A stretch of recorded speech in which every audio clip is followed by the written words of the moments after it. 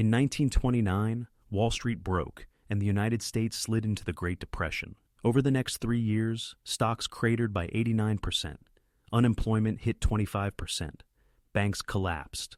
Lifetimes of savings were erased. It took 25 years for equity indexes to regain their 1929 highs. In 2008, the housing bust detonated the Great Recession. The market fell 57% in 18 months. Joblessness climbed to 10%. Banks needed emergency lifelines. Retirement balances were smashed. Recovery to prior peaks took about 5 years.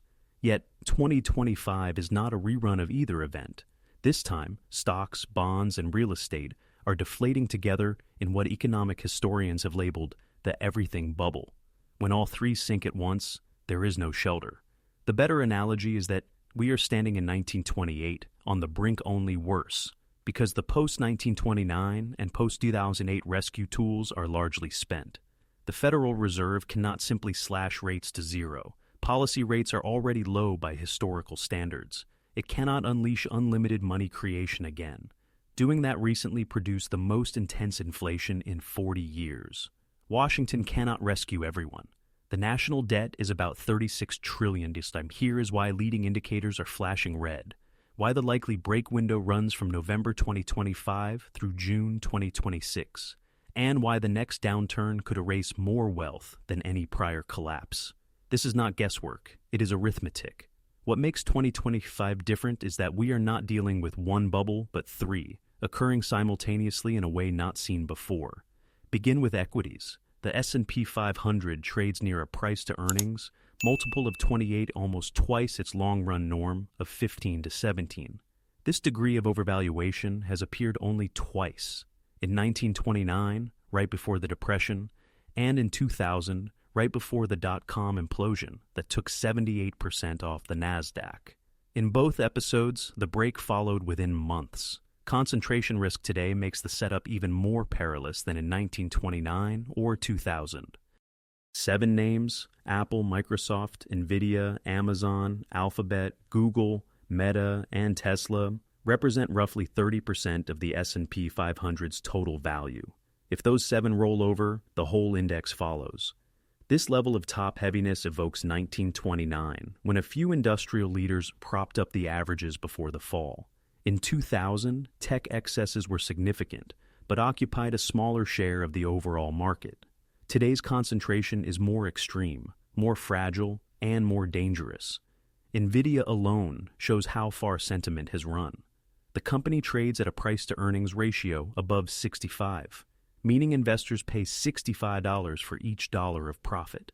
Its market capitalization exceeds $3 trillion or more than the entire German stock market, even though Germany is the world's 4th largest economy. That is not sober pricing. It is speculation powered by artificial intelligence enthusiasm resembling 1999's internet hype.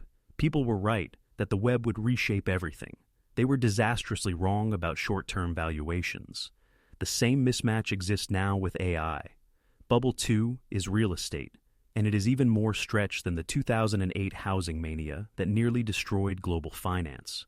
In November 2025, home values sit about 50% above their long-term relationship to income and rent.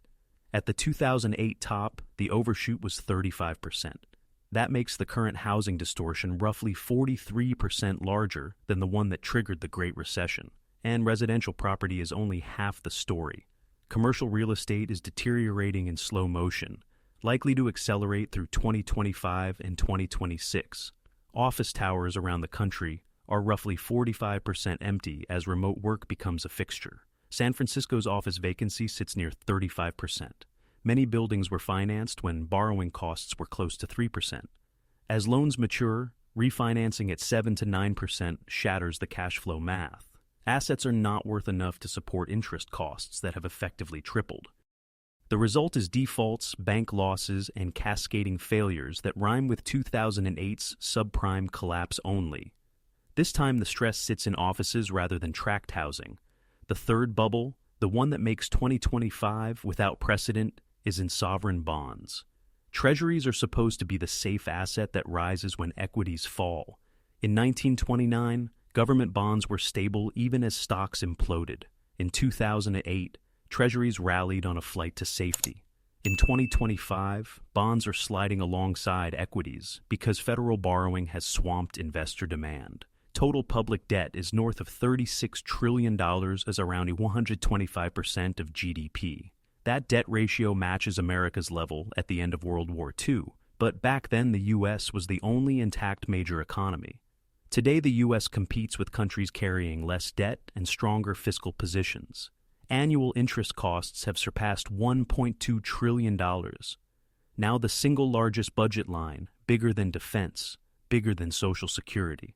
When interest outlays dominate, the government faces three choices: cut spending hard and tip into recession, raise taxes hard and tip into recession, or monetize the debt and ignite inflation.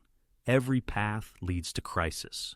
When the interest bill alone rivals the output of Mexico, painless solutions do not exist.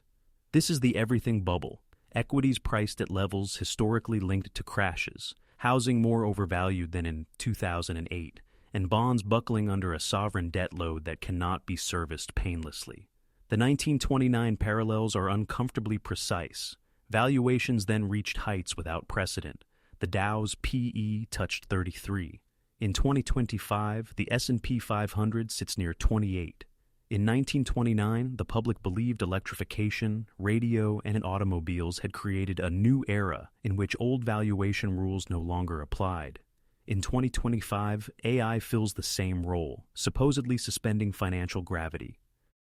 Margin credit hit records in the late 1920s as professionals and lay people alike borrowed to speculate. Stories of overnight fortunes multiplied. In 2025, margin debt relative to GDP sits at similar extremes, but modern leverage reaches far beyond margin accounts. Retail option speculation has exploded. Some households are literally using credit cards to buy shares.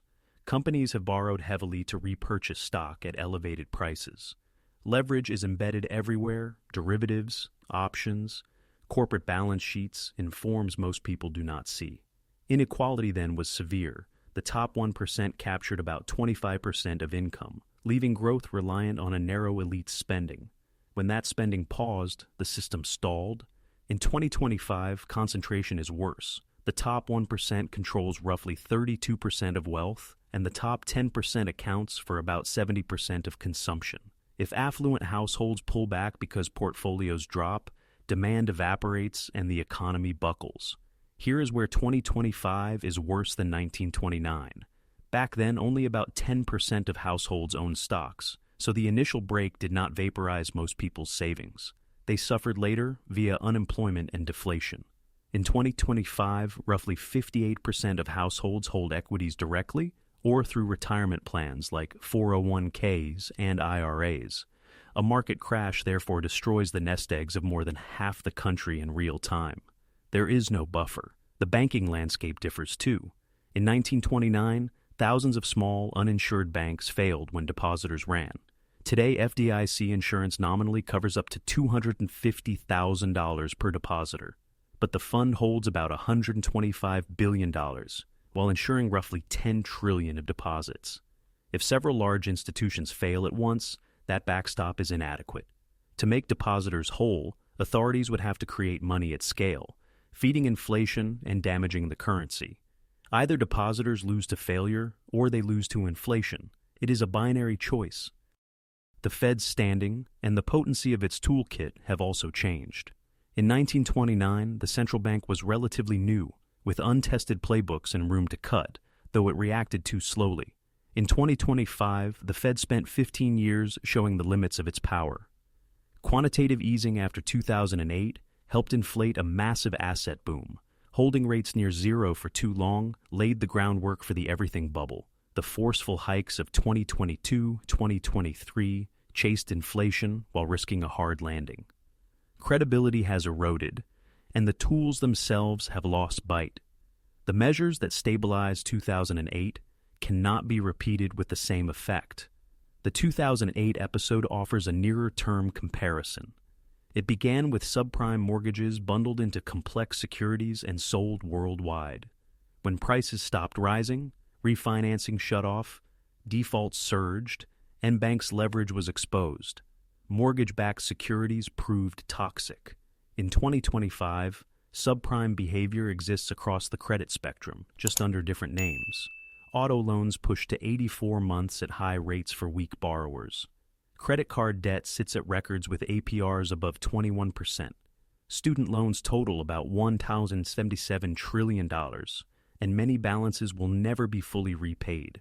Corporate debt has multiplied from roughly $2 trillion in 2008 to over $10 trillion, much of it used for buybacks rather than productive investment. The leverage in 2008 was concentrated in housing and mortgage bonds. Lehman Brothers ran near 30-1. A 3% asset drop erased its equity, and its September 2008 failure triggered panic. In 2025, leverage is distributed. The derivatives complex exceeds $600 trillion in notional value, around 10 times global GDP, dominated by interest rate swaps and credit protection that can explode if yields lurch or corporate defaults climb. Interconnections mean one failure triggers others in a chain reaction. Back then, the Fed had powerful levers.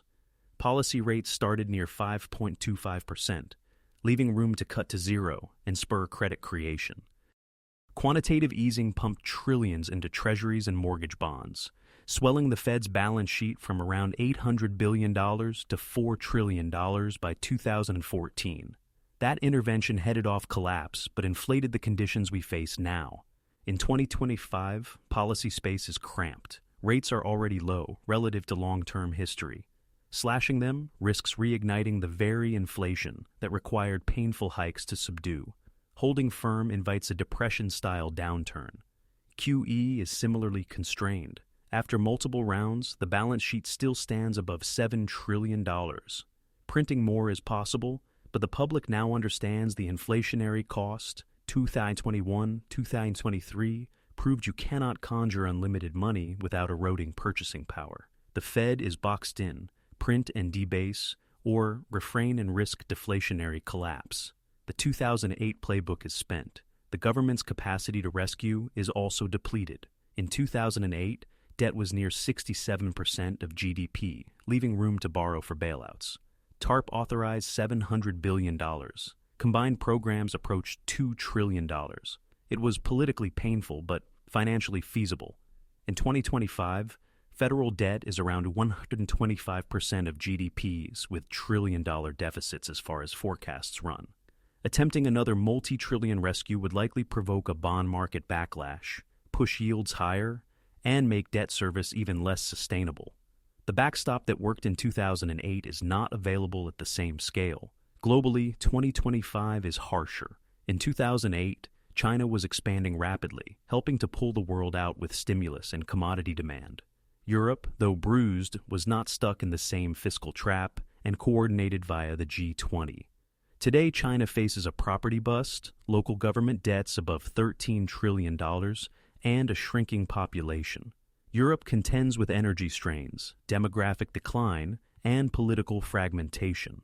No major economy stands ready to lead a synchronized recovery, and geopolitical frictions curb cooperation. In a crisis, nations will prioritize survival over coordination. The most reliable U.S. recession signal of the past 70 years. The inverted yield curve has never produced a false positive. Short rates rose above long rates in July 2022 and stayed inverted for 27 months, only normalizing in September 2024. Historically, recessions tend to begin 3 to 12 months after re-steepening, not during inversion. That pins the danger window from October 2024 through September 2025. We are in it now. The signal with the cleanest track record is pointing to an imminent downturn. Consumer credit confirms the stress. Credit card balances exceed $114 trillion, a nominal record. The average household carries about $6,800, with APRs typically 21% to 28%. 90-day-plus delinquencies have climbed to levels last seen in 2011. With consumption around 68% of GDP, a maxed-out consumer forced to divert cash from spending to debt service drags the economy down. We are at that pivot. The commercial real estate squeeze will intensify across 2025 and 2026 as more than $2 trillion in mortgages mature. These loans penciled out at 3%. At 7 to 9%, properties become insolvent. Values have fallen 40 to almost 60% in many markets because buyers know cash flows cannot cover today's rates. When refinancing fails, borrowers default and surrender properties. Regional banks take the hit and see capital wiped away. The 2023 failures were a warning. Silicon Valley Bank collapsed in March 2023, the second largest bank failure in U.S. history. Signature failed days later. First Republic went under in May and was absorbed by J.P. Morgan with FDIC support. And New York Community Bank wobbled in January 2024. Those ruptures occurred absent a formal recession. When a downturn arrives and defaults surge, dozens more regional banks are at risk. The FDIC's roughly $125 billion fund would be exhausted within weeks in a multi-bank event, necessitating money creation to cover deposits and undermining the currency. Market structure compounds fragility. The Magnificent Seven, Apple, Microsoft, Nvidia, Amazon, Alphabet, Meta, and Tesla, comprise about 30% of the S&P 500. Nvidia alone, with a PE above 65, is around 7% of the index. An earnings miss or weak guidance could cut that stock by 50-70%. Given its weight, the index would drop immediately, and the psychological blow to the AI story would likely drag the rest lower in sympathy. In a break, margin calls turn declines into cascades. Borrowers facing losses must post more collateral. If they cannot, brokers liquidate positions, pushing prices lower and triggering further margin calls. That reflex loop amplified 1929's crash.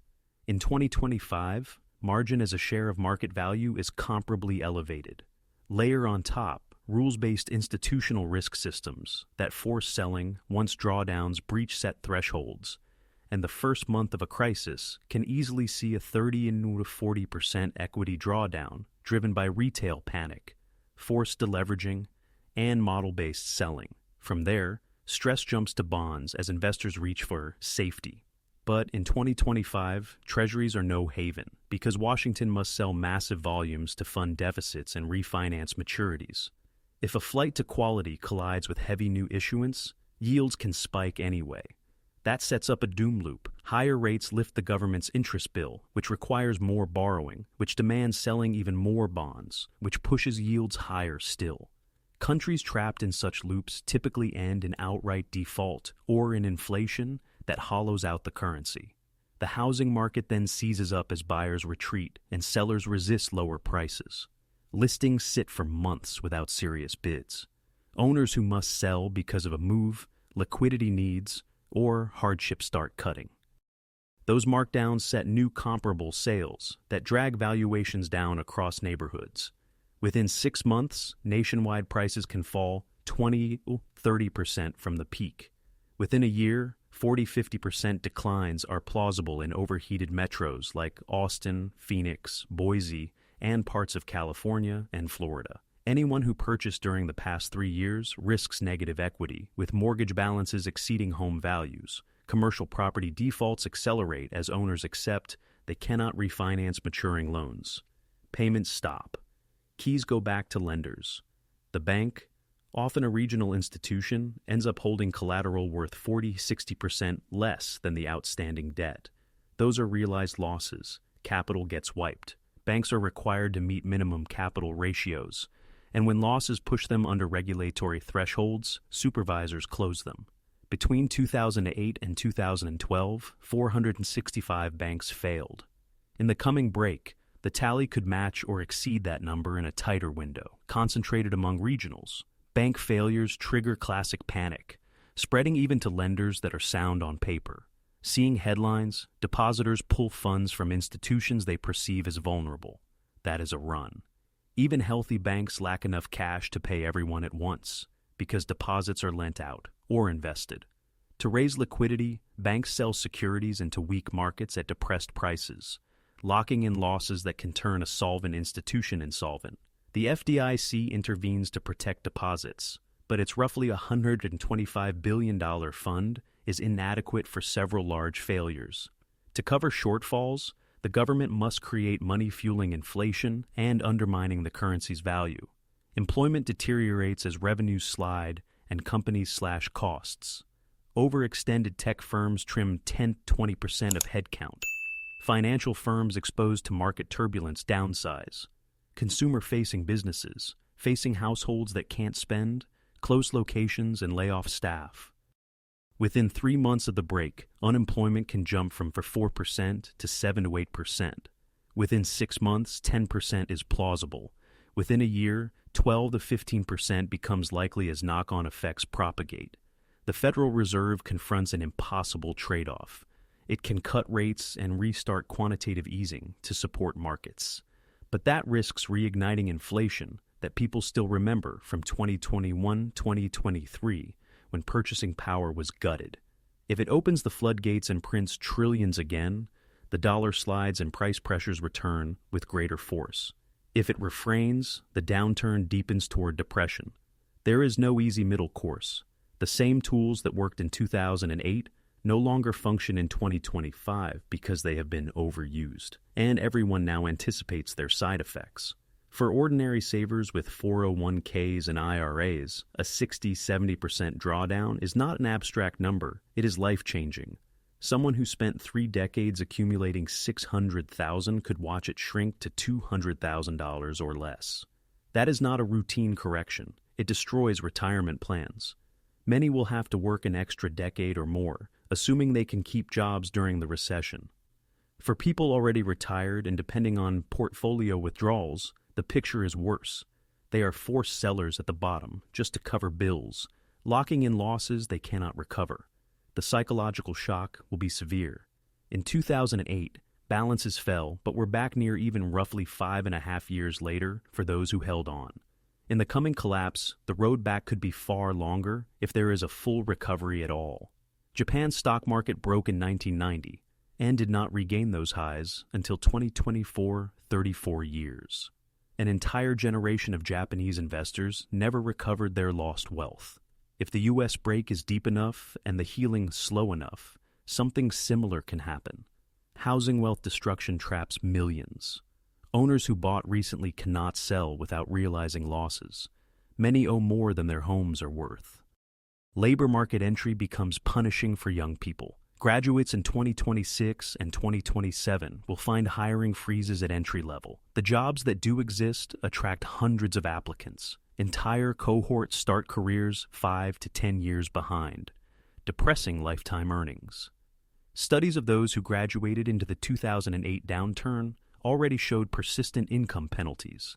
The next downturn looks worse, implying deeper, longer scars. Small businesses suffer the most. As consumer spending falls and credit tightens, independent restaurants, retailers, and service firms shut down by the hundreds of thousands. Large corporations with market access survive leaner but intact. The post-crash economy skews even further toward giant firms, with a diminished role for small enterprises. That suppresses competition, innovation, and dynamism. Safety nets stretch past capacity as joblessness rises and tax receipts shrink. Government will be squeezed between soaring demand for aid and shrinking ability to fund it. Cuts arrive even as needs rise. That adds a humanitarian dimension to the economic crisis. Elderly, disabled, and unemployed people face reduced support at exactly the wrong time. Political risk follows economic collapse. The 1930s saw extreme movements flourish in Europe as hardship made simple authoritarian promises attractive.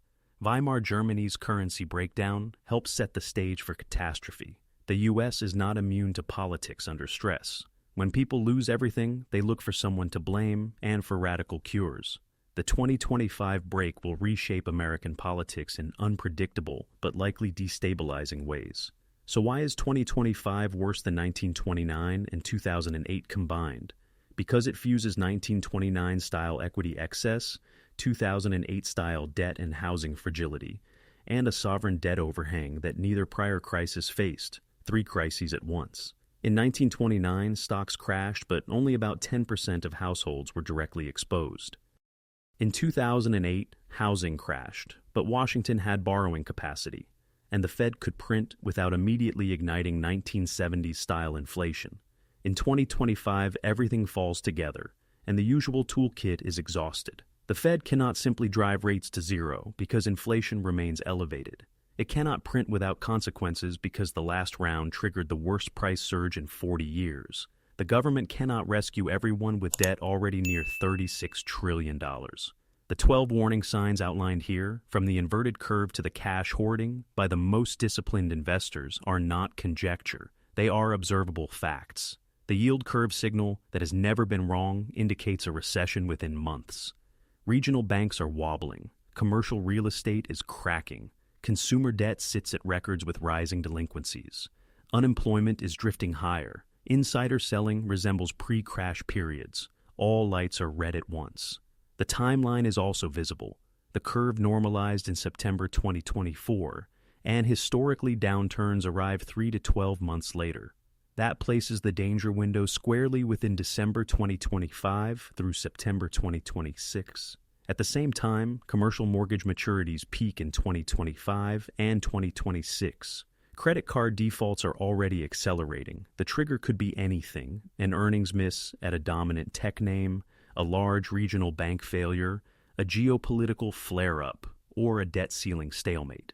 The exact spark matters less than what happens afterward. One failure sets off another and another until the system is in free fall. When NVIDIA or another member of the Magnificent Seven misses numbers or guides lower, algorithms react instantly. A 10-15% single-day collapse in the stock is possible. Given NVIDIA's roughly 7% weight in the S&P 500, that alone drags the index about 0.7%. The bigger hit is psychological. If the AI narrative cracks, investors re-rate all mega-cap tech Microsoft, Apple, Amazon, Alphabet, Meta, Tesla, pulling them down in sympathy. Within days, those 7 could be off 20-30%, taking the index down 6 to 9%. Margin calls then convert a slide into a plunge. Leverage buyers must post cash. If they can't, brokers liquidate, pushing prices lower and triggering additional calls. That feedback loop drove 1929's spiral. In 2025, margin relative to market cap is similarly stretched. Institutional mechanics amplify the move. Pensions, endowments, and sovereign funds run rules-based risk controls that force de-risking beyond certain loss thresholds. It's not emotion, it's policy. When declines cross those lines, mandates compel selling. Combine retail panic, margin liquidation, and model-driven selling, and a 30-40% drop in the first month is feasible. Contagion then hits fixed income, as investors reach for safety that does not exist. Treasury supply must surge to fund deficits and roll existing debt. If safe haven flows collide with heavy issuance, yields can still climb. That's the doom loop. Higher rates enlarge interest costs, which require more borrowing, which requires more issuance, which lifts rates further. Countries caught in loops like this end either in default or in inflationary currency erosion. The housing market endures its own cascade. With buyers sidelined and sellers anchored to yesterday's prices, transactions freeze. Forced sellers create new low comps. Within 6 months, prices bleed 20-30% nationally. Within a year, the most inflated regions show 40-50% losses. Negative equity spreads. Commercial property losses ricochet back into banks. Capital is impaired. Regulators close institutions. Panic broadens. The FDIC fund empties quickly in a multi-bank event and is backfilled with newly created money-intensifying inflation risk. Labor markets then crack. Layoffs run through tech, finance, and discretionary sectors. Unemployment heads to double digits in months. The Fed must choose: facilitate inflation by printing or accept depression-level joblessness. Either choice imposes heavy costs. For savers and retirees, portfolios shrink beyond repair. For small businesses, credit disappears. Safety nets groan. Politics turns volatile. This is the everything bubble bursting. Stocks down 65-80% from peak. Bonds losing 35-50%. A drawdown not seen in prior crises. Real estate off 40-60%, worse than 2008. Unemployment above 15%. Recovery does not look like 2008's 5-year round trip. It stretches a decade or two because the Fed's firepower is spent and fiscal capacity is constrained. The dramatic busts from history books, the ones we were sure would not repeat, arrive again, only faster and broader. The arithmetic of unsustainable debt, inflated assets, and depleted policy tools makes it inevitable. The break is coming. The only uncertainty is whether people will be ready.